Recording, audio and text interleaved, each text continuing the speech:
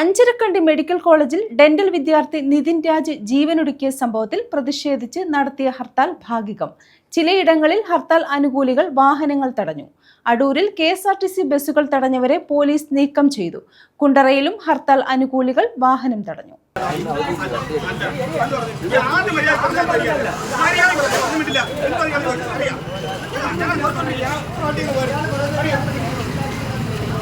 Kannur Anjarakandy medical കോളേജിലെ വിദ്യാർത്ഥി നിതിൻ രാജിന്റെ മരണത്തിൽ പ്രതിഷേധിച്ച സംസ്ഥാനത്ത് വിവിധ ദളിത് സംഘടനകളുടെയും ആക്ഷൻ കൗൺസിലിന്റെ നേതൃത്വത്തിൽ ആഹ്വാനം ചെയ്ത ഹർത്താൽ ഭാഗികമാണ്.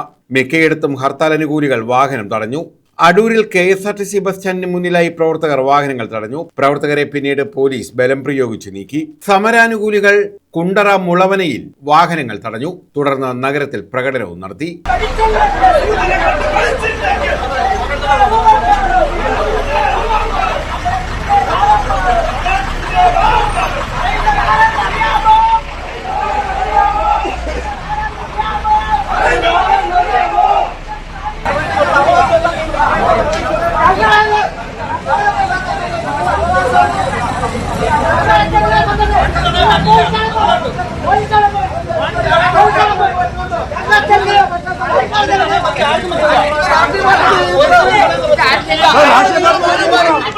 ചവറയിൽ ഹർത്താൽ ഭാഗികമായിരുന്നു.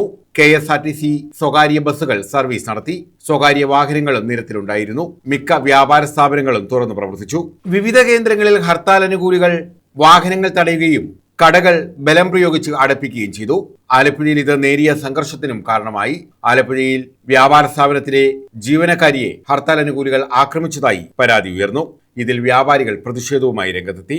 രോഹിത് വെമുല നിയമം നടപ്പാക്കുക, നിതിൻ രാജിന്റെ കുടുംബത്തിന് 10 കോടി രൂപ നഷ്ടപരിഹാരം നൽകുക, അഞ്ചരക്കണ്ടി ഡെന്റൽ കോളേജിന്റെ അഫിലിയേഷൻ റദ്ദാക്കുക തുടങ്ങിയ ആവശ്യങ്ങൾ ഉന്നയിച്ചാണ് hartal. Justice for Nitin Raj action കൗൺസിലും ദളിത് ആദിവാസി സംഘടനകളും ചേർന്നാണ് ഹർത്താലിന് ആഹ്വാനം ചെയ്തത്. വിവിധ ബ്യൂറോകൾക്കൊപ്പം ന്യൂസ് ഡെസ്ക്.